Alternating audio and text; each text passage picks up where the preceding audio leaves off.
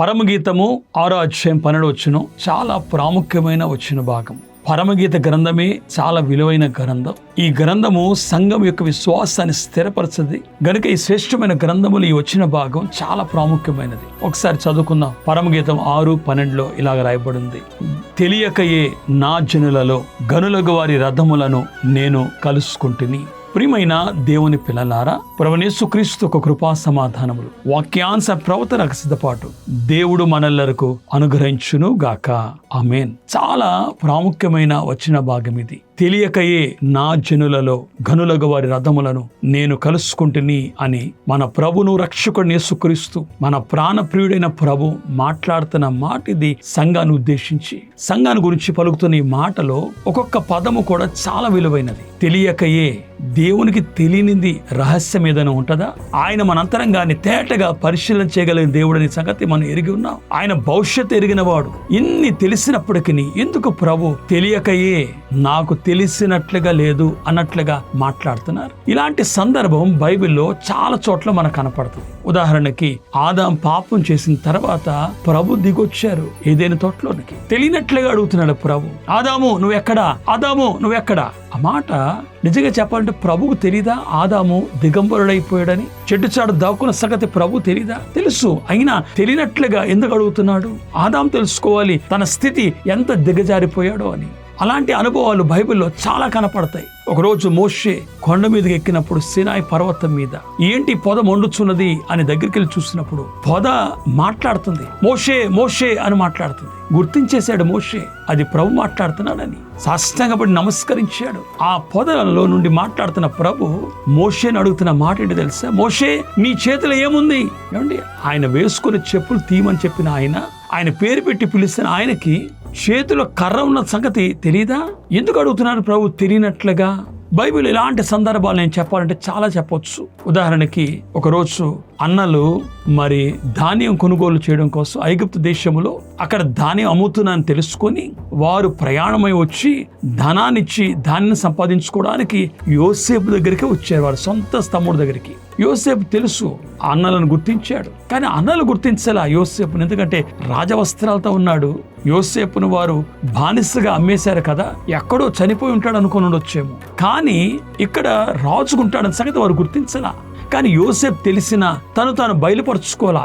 ఎందుకు బయలుపరుచుకోలే? తెలియనట్లుగా. ఎవరు మీరు? దేని కొరకు వచ్చారు? ఏ ప్రాంతం నుంచి వచ్చారు అని యోసేపు అడుగుతున్నాడు. వారు జవాబు చెప్పడం మొదలు పెట్టారు. మేము ఫలానా తండ్రికి బిడలవండి, మేము ఫలానా దేశంలో వచ్చామండి, మీ దగ్గర ధాన్యం కొనుగోలు కోసం వచ్చాం. ఇప్పుడు ఎందుకు యోసేపు తెలియనట్లుగా ఉన్నాడు? ఒకవేళ యోసేపు తానెవరో అన్నలకు వివరిస్తే వారు మరలా ధాన్యం కొనుగోలడానికి రారు. ఒకవేళ వారు రాకపోతే కలిగే నష్టం ఏంటంటే వాళ్ళ అన్న తమ్ములు లేకపోతే వారి కుటుంబము, యోసేపు యొక్క కుటుంబము మరి ఆకలితో అలమటిస్తుంది. భయంతో వారు రారు. ఎక్కడ మేము యోసేపును కొట్టి అమ్మేశాం కదా, ఆ పగ తీర్చుకుంటాడేమో అని భయంతో ఆగిపోతారని యోసేపు తెలియనట్లుగా తన అన్నలతో మాట్లాడుతున్నాడు. ప్రభు కూడా బైబిల్ గ్రంథములో ఇలాంటి సందర్భాలు చాలా కనపడుతున్నాయి. ఉదాహరణకి ఒకరోజు అమ్మాయి గ్రామానికి శిష్యులు వెళ్తున్నారు. ప్రభు కూడా వారితో నడుస్తున్నారు. యేసు ప్రభు తిరిగి లేచి 3వ దినమది పునరుద్ధానుడైన యేసు ప్రభు శిష్యులతో ఏమీ తెలియనట్లుగా మాట్లాడుతున్నారు. వారితో మాట్లాడుతున్నారు. ప్రభు ఏం జరిగింది అని అడిగితే వాళ్ళు వివరిస్తున్నారు. నీకు తెలీదా? మీరు ఈ ఊర్లో లేరా? ఇంత భయంకరమైన పరిస్థితి ఏర్పడితే ఏం జరిగిందని అడుగుతున్నావేంటి అని ప్రభుతోనే మాట్లాడుతున్నారు. ప్రభు స్వయముగా వారితో నడుస్తున్నప్పటికీ ప్రభు తన గురించి తాను బయలుపరచకుండా వారు ఏమనుకుంటున్నారో తెలుసుకోవడానికి ప్రభు ప్రయత్నం చేస్తున్నారు. తెలియనట్లుగా ప్రభు కూడా ఉన్నారు. ఇలాంటి అనుభవాలు బైబిల్లో అనేక సందర్భాలు కనపడుతున్నాయి. ప్రియమైన దేవుని పిల్లలారా, కొన్నిసార్లు ప్రభు మనతో కూడా తెలియనట్లుగా ప్రవర్తించినంత మాత్రాన ఆయన తెలీదు అనుకోవడం మన అవివేకం. కానీ ప్రభు సమస్తం ఎరిగిన వాడన్న సంగతి మనం గుర్తించాలి. మనం గుర్తించి ఆయన ఎప్పుడు కూడా ఆయన నన్ను చూస్తున్నాడు, తన కన్ను నా మీద ఉన్నది అన్న సంగతి గుర్తించి ఆయనతో మనం ఉండవలసిన స్థితిని జ్ఞాపకం చేసుకొని ప్రవర్తించాలని ప్రేమతో మీకు మనవి చేస్తున్నాను. చూడండి, తెలియకే నా జనులలో గనులకు వారి రథములు. గనులు అంటే ఎవరు? లోకములో చాలా మంది ఉన్నారు గనులు. ఉదాహరణకి గమనించండి, లోకములో అనేక మంది చాలా విద్యావంతులు ఉన్నారు, జ్ఞానవంతులు ఉన్నారు, మంచి పండితులు ఉన్నారు. అలాగే గమనించే రాజ విషయాలు బాగా నేర్చుకున్న వారు ఉండొచ్చు, లోక విషయాలు బాగా తెలుసుకున్న వారు ఉండొచ్చు. జ్ఞానము కలిగిన వారు ఉండొచ్చు, లేకపోతే ధనికులై ఉండొచ్చు. గనులు చాలా రకాలుగా కనపడొచ్చు. కానీ ఈ గనులను గురించి ప్రభు మాట్లాడట్లా. ప్రభు మాట్లాడేది నా జనులలో గనులకు వారి రథములను, అనగా దేవుని స్వాస్యముగా ఎరిగిన ప్రజలలో నుండి ఆయన మాట్లాడుతున్న గనులు అనే మాట జ్ఞాపకం చేస్తున్నారు. ప్రియమైన దేవుని పిల్లలారా, ఎవరి గనులు? ఉదాహరణ బైబిల్లో ఒక్కొక్క భక్తుని, ఒక్కొక్క పితామహుని, ఒక్కొక్క ప్రవక్తని తీసుకోవచ్చు. ప్రతి ఒక్కరు కూడా తన జనాంగములో నుండి వచ్చిన గనులు. ఒక యోసేపు నింద తీసుకోవచ్చు, మోషేని తీసుకోవచ్చు. గమనించాడు, దావీదు ఒక గనుడు అనొచ్చు, ఏలియా అని ఒక గనుడు, ఎలీషా ఒక గనుడు, యేసు ప్రభు ఒక శిష్యులు గనులైన వారు, భూమిని తలక్రిందులు చేసేవారు. అంత మాత్రమే కాదు, గమనించండి, యోహాను తీసుకోండి.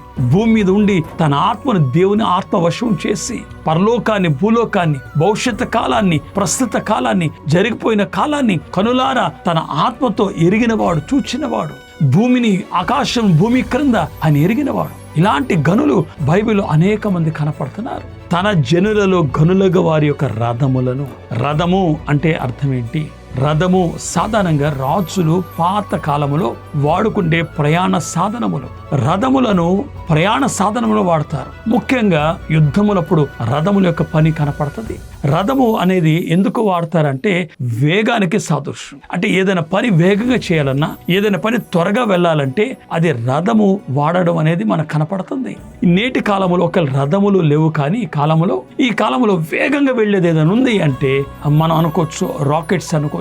అన్నిటికంటే అంతకంటే వేగమైన ఇంకా రాలా. కాబట్టి చాలా వేగమైనవి, చాలా దూరం ప్రయాణం చేయగలిగినవి రాకెట్స్ అనొచ్చు. కానీ నేను ఒక మాట చెప్తాను ఇక్కడ, ప్రియమైన దేవుని పిల్లలారా, అంతకంటే వేగంగా వెళ్ళేవి ఏమున్నాయి?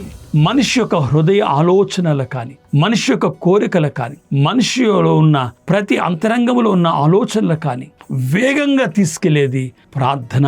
దేవుని సన్నిధికి హృదయములో నుండి పరలోకమును చేర్చే, అంత వేగంగా చేర్చే రథము భూమి మీద కానీ ఏ రాకెట్ కానీ లేదండి. కాబట్టి నేననే మాట ఏంటంటే, గనులకు వారి రథములు అంటే గనులకు వారి యొక్క ప్రార్థనలు.